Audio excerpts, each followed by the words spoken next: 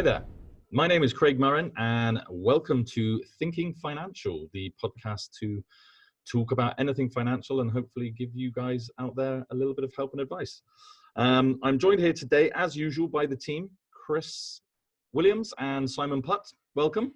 Hello. Hello, hello. Good to see you guys. This week we are talking about what advice you'd give to your younger self. So if you think back to maybe 21 or younger, what would you do differently, and what maybe you would do the same? So I'm going to start off by saying regimented savings.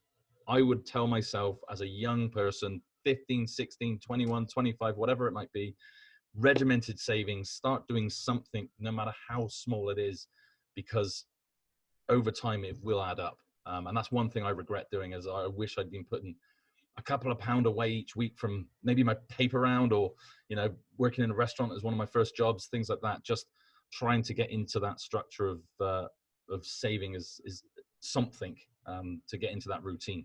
I don't know if you guys started off at that sort of age when you were younger and doing that, or whether you'd agree with me, but for me individually and personally, that would be one thing I would love to have to do differently.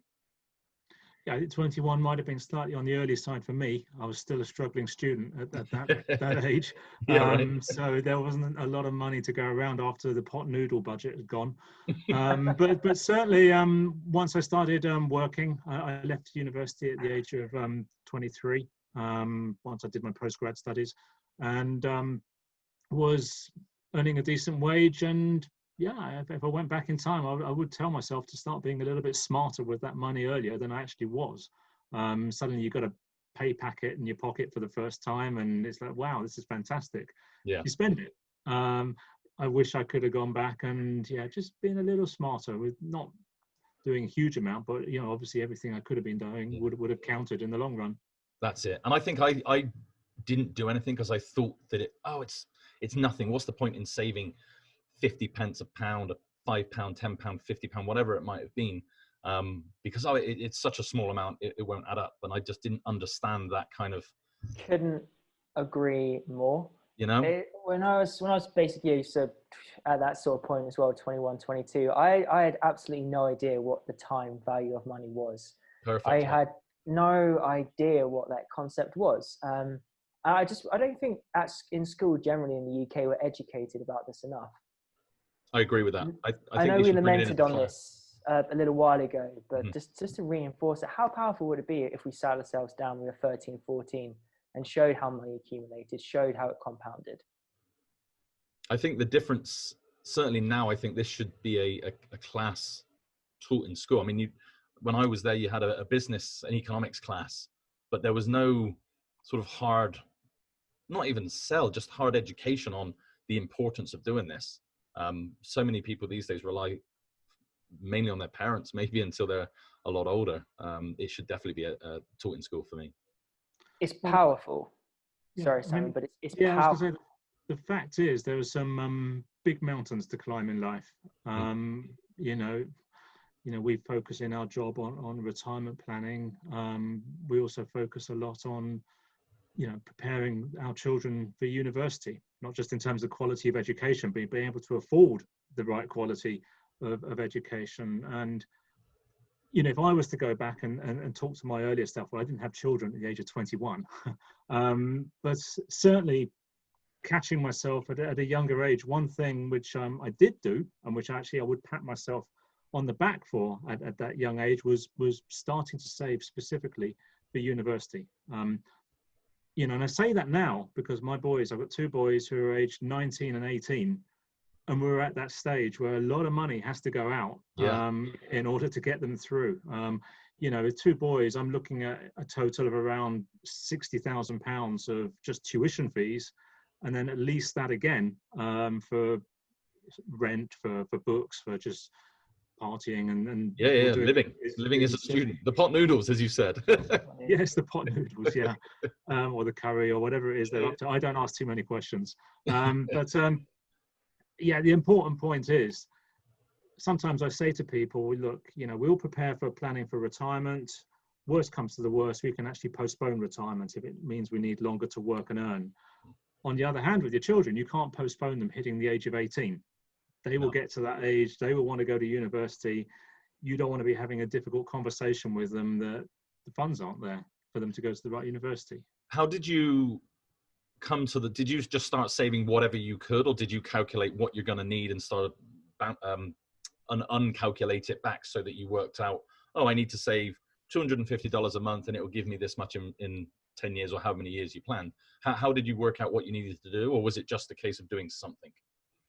It was more that. It wasn't anything as precise as looking what the actual amount would be. I fitted a specific university saving strategy into a wider strategy because I was also saving for retirement and living a life in Dubai, which, as you know, Craig, isn't the cheapest thing to do. No, for sure. So, you know, I took a view that a sum of money, in fact, I was doing £2,000 a month because I started saving when my boys were around 6 and 5. So, you know, a few years had gone by before I actually started that exercise. So suddenly, well, let's get our skates on to get something put aside. And from that point of view, you know, not everyone can save £2,000 a month. Almost as soon as you've got children, you know, from the youngest possible age, whatever you can be doing is just going to make life easier. And even if, you know, you don't achieve the full amount, whatever you do achieve is just going to make life easier for you.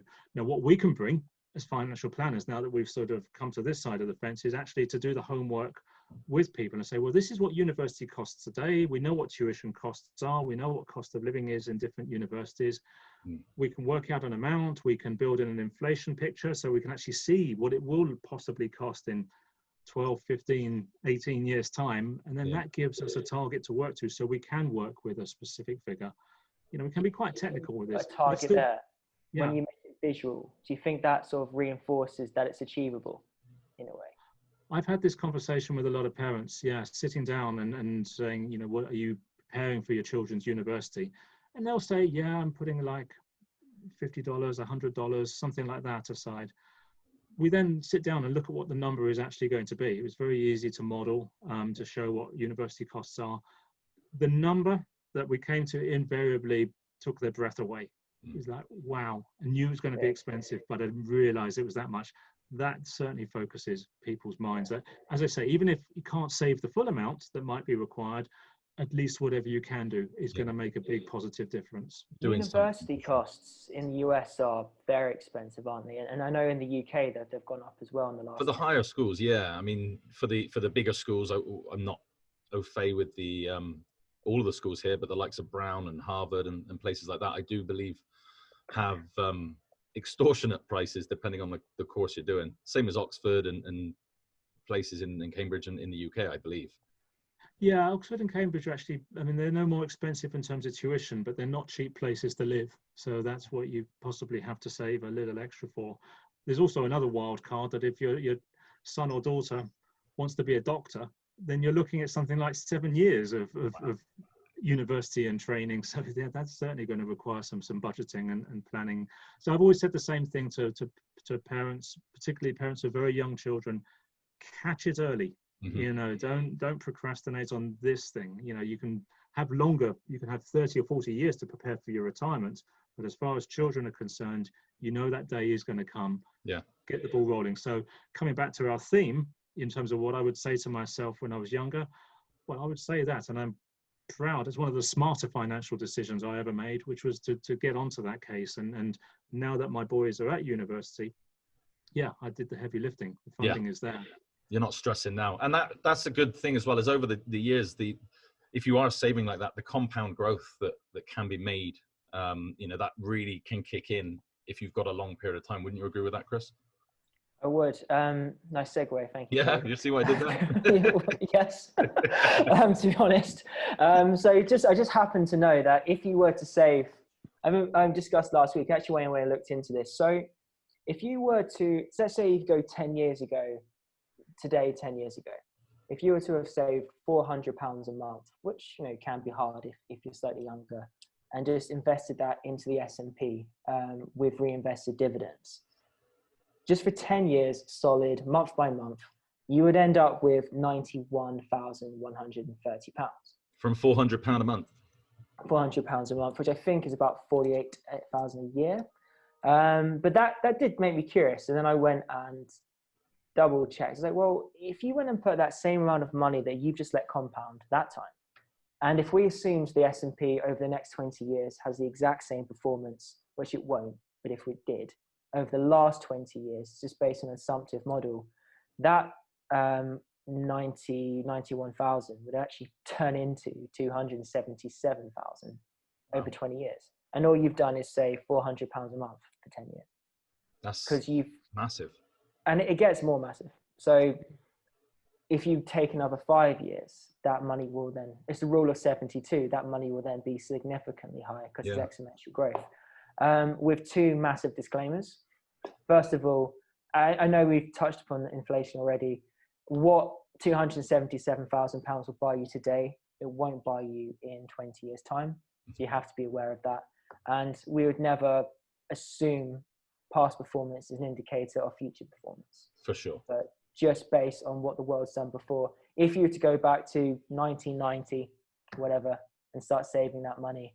Because time, I don't know if you two would agree with this, but time, I've always said, is your most precious commodity. Yeah, I totally agree. You can see it numerically there, that a little bit now, if you have your time to take advantage of that, goes so far, incredibly far. It's just doing something. And I think that you know, initiative. We say it enough, but initiative, that word. And to live as well. And this is the thing, we don't want to say don't put it all away, and there's absolutely nothing wrong with enjoying every day of your life, as you absolutely should. I'd never want to sit down with a 21-year-old and say, don't live, just invest all your money. And nor should we. But doing something, I think, is key. When you see the numbers put on the page. For sure. And I'm a big believer in that now. I wish we could tell every single child out there, just do something. Put your pocket money away, crikey. You know. If you're 21, if you know, I was 21 in 2010. So had I done that strategy myself, had I saved £400 a month, and now in the next 20 years from now, I would know I'd have that amount of money waiting. But we don't know. We don't always know. And this is what I said about, and this is a massive part of what we do, is educating. That's right. And I think likewise, I had no idea how taxation really worked, really, when I was 21. I didn't pay too much of it because I was at university, but I didn't understand the concept of it. Had we known more about ISAs in the UK, or had I known more about 401ks and IRAs at that early age, I could have been utilizing that strategy earlier. Now we do. And it's our job to let people know how well they could be doing for themselves. It doesn't always have to be being scared. It doesn't always have to be a case of you should be doing better. It's, well, how amazing could things be if you started now? Yeah, get yourself into a routine, get yourself into a plan, do a bit of research on certainly what tax vehicles are out there that can help you save and potentially reduce the amount of tax you're paying. Nobody likes paying tax. It's something that we have to pay, certainly in the jurisdictions that we're all in.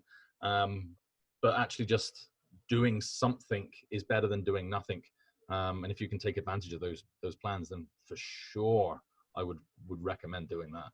Yeah, I think in a similar breath, it's the fact that certain taxes will come. I mean, for example, you know, inheritance tax or death tax, whatever it's called in whichever country you're in, you know, that's something that could well be a part of life for your estate and, you know, the loved ones that are left behind to deal with the taxes that have arisen. So, you know, an early awareness of things that you can be doing just to alleviate that burden make a huge difference to your loved ones. Yeah, totally. And the other thing that I wrote down that I would recommend to myself, and it's something I've started to do in the last few years, in the last sort of 5 years or so, but actually having a budget each month.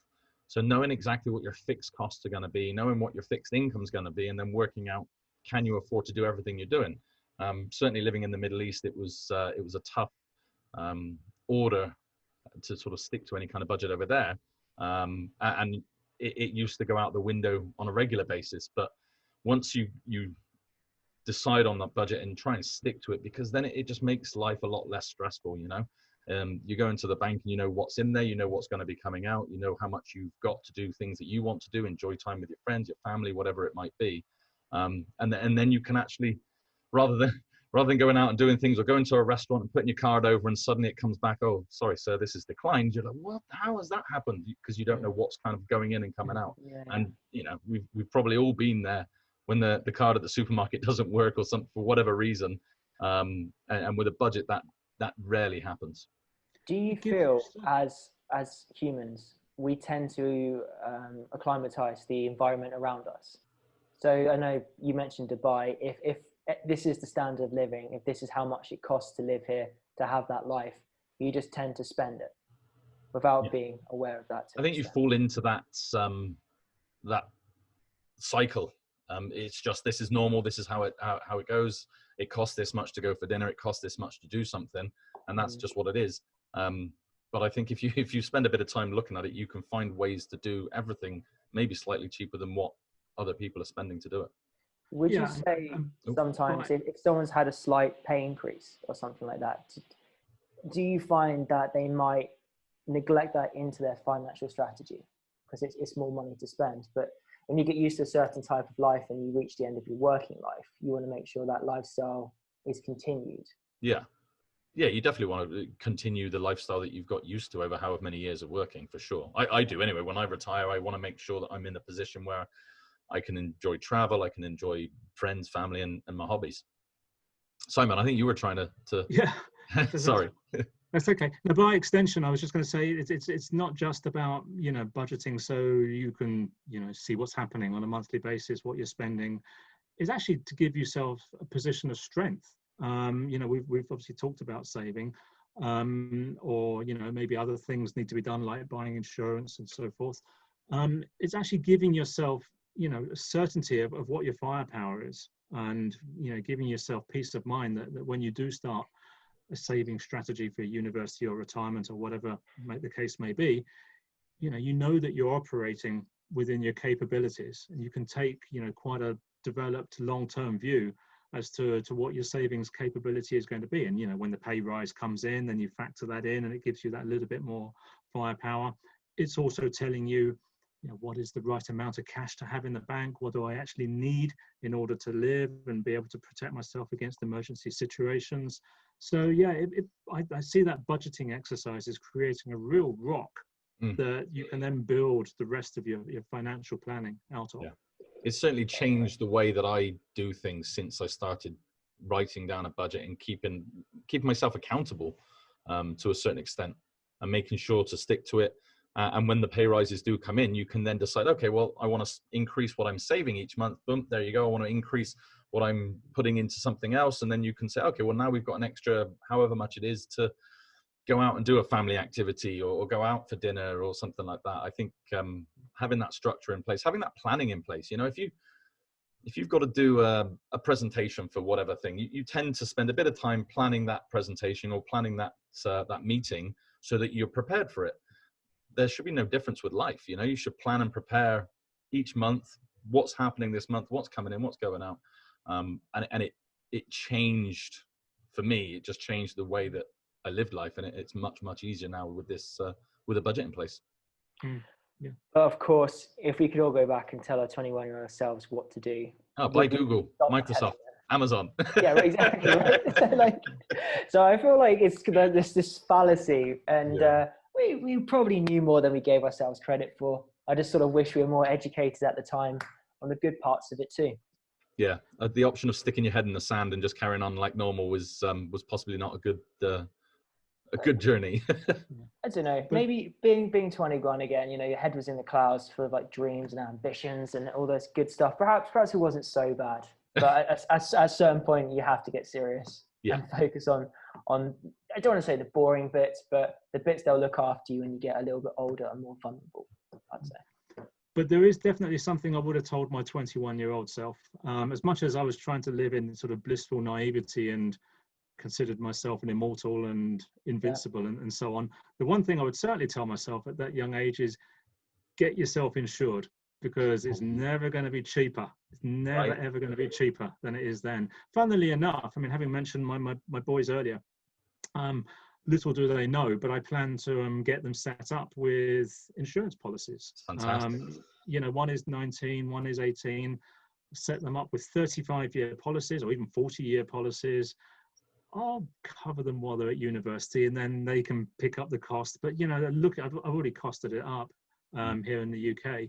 It's so cheap for them to do so. And as much as they might say to me, "Oh, Dad, what's this? Thanks a lot. Is this my Christmas present?" In the end, it's one of the most valuable and precious things that I can do for them. The kind of power that comes with that kind of insurance policy. Yeah. And I look back at myself, and I took out my first policy around my mid-20s when we were buying our first home. I had an advisor at the time who encouraged me to take out some protection against the mortgage that we were taking, and as part of the same discussion, encouraged me to take a little bit of life and critical illness cover because I was the main breadwinner in the family at that time. And yeah, it seemed sensible and smart, and I took out the insurance that he recommended. But if I could go back in time, I would have taken out more and for longer, because like I say, it's never going to be a better deal for a young person than well, that's the best it's ever going to be. I've subsequently topped up my insurance at an older age, and I've had to pay a lot more for it. So yeah, the younger you are, it might seem like an irrelevance, but the thing with insurance is you never need it until you need it. So, and that's the thing. I always, when people ask, do I need life insurance? I mean, yes, we all need life insurance, but it all depends on if you've got sort of people that are dependent on you. But you're right, if you're young and you're planning on getting married at some point in the future, it could be 5, 10, 15 years in the future. If you maybe one time want to have children, taking life insurance out when you're younger is a huge cost saving exercise, because life insurance does not get cheaper as you get older. It does get more expensive. Yeah, and the ability just to lock in that price at the beginning of your adult life and have that same price for the rest of your working life, that's second to none. Yeah, no, absolutely. And sadly, it's not a conversation people like to have. I think we'll probably actually do an episode just on life insurance, because over in the US, I think it's about 50% of people don't have insurance. Whether or not that's an affordability or a lack of knowledge, I don't know, but it is certainly a very important part of life planning, and something, if you can get it for cheaper earlier, I would certainly push that.